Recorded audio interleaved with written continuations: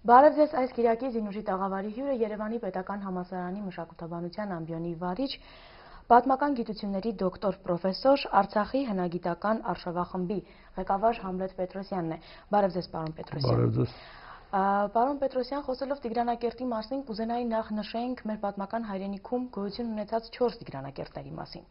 Արկա աղբյուրները վկայում են Տիգրանի անունով առնվազն 7-8 բնակավայրերի գոյության մասին, այնպես որ ես խաղաղի կարող եմ ասել, որ Արցախի Տիգրանակերտը Տիգրանի ստեղծած քաղաքներից մեկն է։ Պարոն Պետրոսյան, ինչպիսի գրավոր հուշարձաններում է հիշատակվում Տիգրանակերտ հնավայրի մասին։ Առաջին հիշատակությունները Արցախի Տիգրանակերտի մասին վերաբերում են մեր թվականության 7-8-րդ դարերին, այսինքն բավականին ուշ, բայց դա շատ հետաքրքիր էր, որտեղ թե Սեբեոսը, թե Կաղանկատվացին, երբ որ խոսում են Տիգրանակերտի մասին, խոսում են ոչ թե Տիգրանի գործունեության հետ կապված, այլ ուղղակի խոսում են որպես բնակավայր, որը գոյություն ուներ այդ ժամանակաշրջանում եւ որոշակի մեծ բնակավայր էր։ Հետագա ժամանակներում 12-րդ դարում կա հիշատակություն Տիգրանակերտի մասին, 18-րդ դարում կա Տիգրանակերտի մասին հիշատակություն։ Քաղաքը փնտրելիս մենք հիմք ենք ընդունել այդ գրավոր աղբյուրները եւ դրան հավելած 19-րդ դարի ուղեգիրների եւ որոշ պատմական երկեր, որոնք նույնպես հիշատակում են, որ ժողովրդական ավանդությամբ, արքայական աղբյուրների մոտ, որը գտնվում է Աղդամից մոտավորապես 6 կիլոմետր հյուսիս-արևմուտք, որ այդտեղ գտնվելիս է եղել Տիգրանակերտ քաղաքը։ Ուրեմն եւ այստեղ ես ցանկանամ հիշատակել մի հետաքրքիր մանրամաս, եւ որ Ստրաբոնը խոսելով մայրաքաղաք Տիգրանակերտի մասին,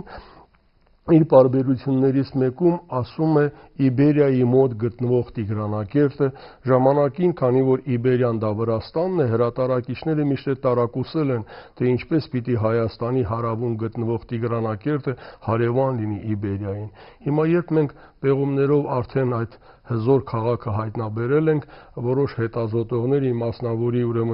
Սորբոնի համալսարանի պրոֆեսոր Ջուստո Տրաինան նոր ենթադրություն է արել, որ ըստ էության մայրաքաղաք Տիգրանակերտի մասին Ստրաբոնի հավաքած տեղեկությունները պարունակել են նաև տեղեկություններ այլ Տիգրանակերտերի մասին եւ տվյալ դեպքում Իբերիայի մոտի Տիգրանակերտի տակ պիտի նկատի ունենալ Արցախի Տիգրանակերտը։ Այսինքն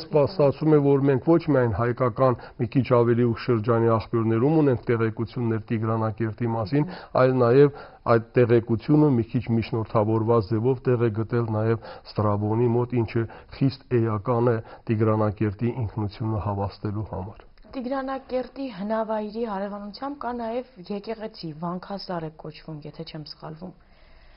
Այս եկեղեցու մասին դա որ ժամանակների է, ինչ կապ ունի Բունբերթի հետ։ Տիգրանակերտը հիմնադրվելով մոտավորապես մեր թվականությունից առաջ 90-ական թվականների վերջին կամ 80-ականների սկզբին ամենայն հավանականությամբ Տիգրանի կողմից Կապադոկիայից բերված ճարտարապետների եւ վարպետների կողմից շատ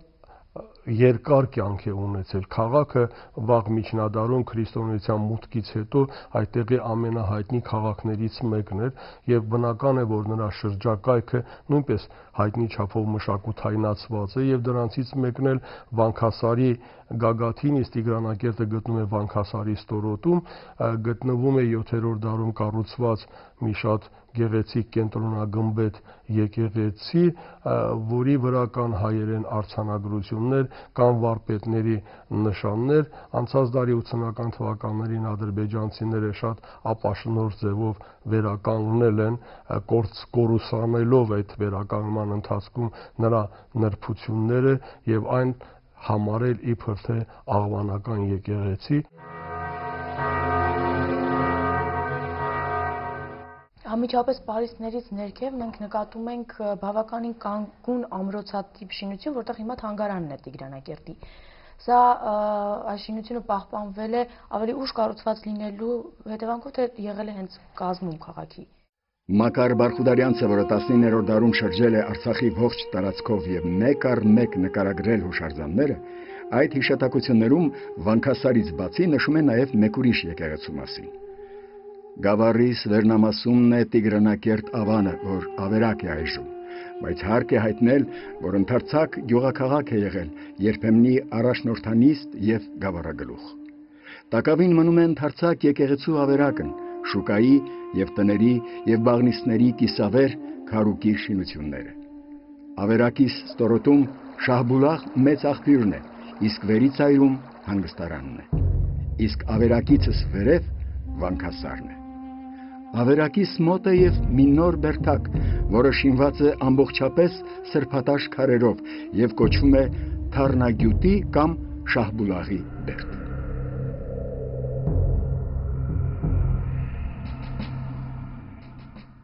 Այդ կառույցը, այդ ամրոցը հենց Փանահի կառուցած ամրոցն է 18-րդ դարի կեսերին, ուրեմն ամրոցը երկար կյանք ընդհանրապես չի ունեցել, որովհետև ուրեմն Խաչենի եւ Գյուլիստանի մելիքները միավորվելով, քանի որ այդ տարածքը պատկանում էր Խաչենի մելիքությանը, Փանահը հող չի ունեցել ընդհանրապես, կռիվներից հետո նա ստիպված է եղել այդ ամրոցը թողնել եւ հետո ամրանալ Շուշիում։ Ամրոցը կիսականգուն էր նաև ռուս-պարսկական պատերազմների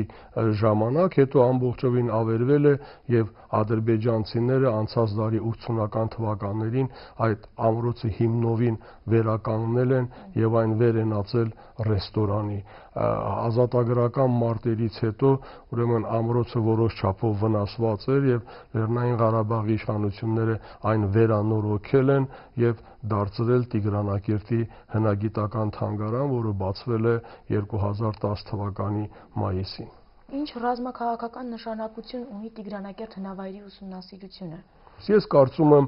պատմությունը փոխվում է, բայց շատ հաճախ իրավիճակները նույնական են եւ այսօր կարծեք թե Տիգրանակերտը նույնպես խորհրդանշում է, թե ինչքան խոհեմ, ինչքան համառ եւ հեռատես պիտի լինել, երբ որ խոսք է գնում ընդհանրապես ցանկացած տիպի բանակցություններում, ինչ որ տարածքներ զիջելու, ինչ որ ուրեմն զիջումներ անելու նկատի ունենալով ահա պատմական այդ հարուստ փորձը։ Ես կարծում եմ, որ Տիգրանակերտը լինելով այսօր իհարկե ավերակ քաղաք, ինքը շատ բան կարող է հուշել եւ ամենակարևորը երևի նա կարող է մեզ օգնել հուշել, որպեսզի մենք ամեն մեկս մեր մեջ ինչ որ մի Տիգրանակերտ ունենանք եւ ասենք այդ ամրությունը, այդ հեռատեսությունը, վտանգը կանխազգալու, դրան պատրաստվելու զգացումը ես կարծում եմ այսօր միշտ չէ, որ ասենք մեր մեջ տեղ ունի եւ պիտի իհարկե մտորել նաեւ այդ մասին։ Տիգրանակերտի պարիսպներն անգամ տեսանելի են ադրբեջանական դիրքերից։ Բնականաբար պեղումների առաջին օրերին մենք տեսանք, թե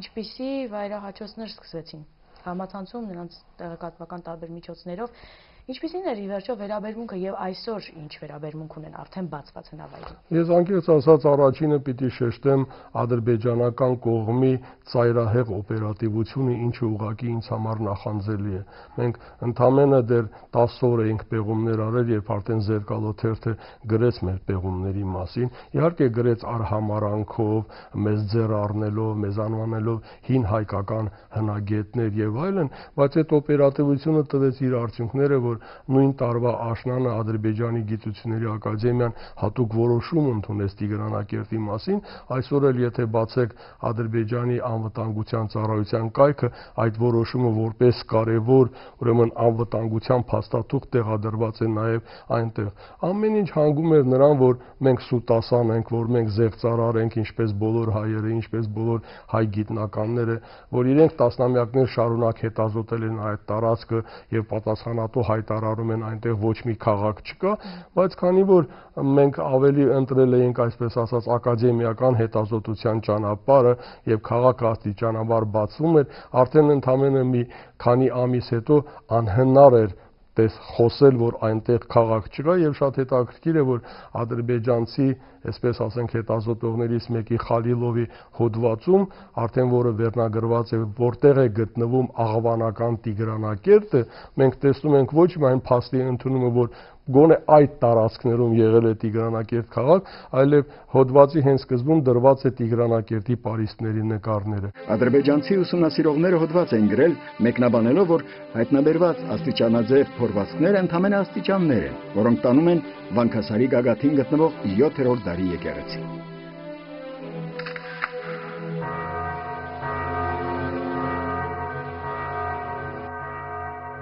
Բայց հնագետները նորից եւ նորից հետազոտելուց հետո հասկացան, որ փորվածքները թեև նման են աստիճանների, բայց աստիճաններ չեն։ Այստեղ շատ հետաքրքիր երևում է կիսաշրջան աշտարակի հիմքն է սա։ Բնական է, ովքեր որ աստիճան էին սարքում, կարիք չունեին այդպիսի շրջաններ սարքել։ Վերևում մենք կտեսնենք շրջանաձև պարսպի ամբողջական հիմքը։ Այսինքն, եթե ադրբեջանցի մասնագետները այդպիսի ուրեմն թյուրիմացության մեջ չընկնեին, երևի իրենք էլ կհասկանային, որ այստեղ մի մեծ խոշոր անտիկ քաղաք կա։ Իսկ թե ինչ թվագրում ուներ այդ անտիկ քաղաքը եւ ինչ էր թաքնված դարերի փոշու տակ, կարող են բացահայտել միայն պեղումները։ Երբ որ մենք այս ժայռերի ուրեմն հիմքերը տեսանք եւ սկսեցինք այս տարածքում ման գալ, ապա շատ կարճ ժամանակում հավաքեցինք այսպես կոչված գունազարդ խեցեղենի շատ մեծ հավաքածու, այդ խեցեղենը ունի թվագրման շատ հստակ ժամկետ, մեր թվականությունից առաջ առաջին դար, մեր թվականության առաջին դար։ Այսինքն մեզ համար պարզ էր, որ մենք Շահբուլաղ աղբյուրներից ընդամենը 50-60 մետր վերև, ահա այս լեռան ստորոտում հայտնաբերել ենք մի խոշոր անտիկ քաղաք։ Եվ քանի որ պատմական բոլոր աղբյուրները եւ ճանապարհորդները սկսած 19-րդ դարից տեղեկություններ էին հաղորդում Տիգրանակերտի մասին, հնագետներն ավելի քան հավանական համարեցին, որ դրանք Տիգրանակերտի ավերակներն են։ Հաջորդ տարվա պեղումները, որով բացվեցին լեռան մյուս եզրին գտնվող իրական պարիսպները, որոնք ունեն մինչև 5 մետր բարձրություն, հարատեցին նրանց կասկածները։ Ըստ էության, դրանք ամենազորեղ փաստարկն են Արցախի Տիգրանակերտի։ Դուք բարբերաբար դասախոսություններով հանդես եք գալիս աշխարհի տարբեր երկրներում ու ներկայացնում Տիգրանակերտը։ Ի վերջո ինչ եք կարծում, նմանատիպ միջոցառումները կօգնեն մի օր Արցախի իրավաբանորեն պետություն ճանաչմանը։ Ըստ էության Ադրբեջանի քայլերը միջազգային բազմաթիվ կազմակերպությունների այսպես չեզոք կամ մի քիչ մտավախ վերաբերմունքը դեպի Արցախի մշակութային ժառանգությանը դա մարդու մշակութային իրավունքների կոպիտ խախտում է։ Ես միշտ ցանկանում եմ լսարանի համար հասկանալի դարձնել այն հարցը, լավ, ասենք չի ճանաչվում, բայց մարդիկ, որոնք այնտեղ ապրում են, իրենք ապրելու իրավունք ունեն, եթե այդ մարդիկ ապրելու իրավունք ունեն, իրենք իրենց մշակույթը ուսումնասիրելու եւ այդ մշակույթը իրենց կյանքի բազմազանությունը ուրեմն ընդարձակելու իրավունք ունեն, չէ՞ որ ամբողջ աշխարհը այսօր այդ մասին է հոգում։ Ադրբեջանը իրավունք չունի արգելելու ուրիշ երկրներին մասնակցելու մեր պեղումներին։ Գիտեք, քանի անգամ է առիթ եղել, երբ որ որևէ հայտնի կենտրոն, ես 2 անգամ դիմել եմ ՅՈՒՆԵՍԿՕ-ի գրասենյակին Տիգրանակերտի եւ նրա շրջակայքի պորտալ ստեղծելու համար, որ ուղղակի հուշարձանները չեզոք նկարագրվեն։ Նրանք ոչ թե մերժել են, այլ հրաժարվել են վերցնել իմ դիմումները, ասելով, որ իրենք այդ տարածքներով չեն զբաղվում։ Եթե ՅՈՒՆԵՍԿՕ-ն չի զբաղվում այն տարածքներով, որտեղ մարդու մշակութային իրավունքները միջազգայինորեն արգելակման տակ են, ինձ համար հասկանալի չի, թե ուրիշ ինչով պիտի զբաղվի, չէ՞ որ առաջին հերթին պետք է աջակցել նրանց, ովքեր դրա կարիք ունեն, ովքեր ավելի ծանր պայմաններում են գտնում։ Շնորհակալություն ձեզ, հաջողություն ենք մաղթում հետագա աշխատանքներում։ Հիշեցնենք, որ այսօր հյուրընկալել էինք Երևանի Պետական համալսարանի մշակութաբանության ամբիոնի վարիչ, Արցախի հնագիտական արշավախմբի ղեկավար, պատմական գիտությունների դոկտոր պրոֆեսոր Համլետ Պետրոսյանին, ում հետ զրուցում էինք Տիգրանակերտ հնավայրի պեղումների մասին։ Մեր հեռուստադիտողին հիշեցնենք, որ Տիգրանակերտ հնավայրի մասին լրացուցիչ տեղեկատվություն կարող եք քաղել 3w.tigranak.am կայքից։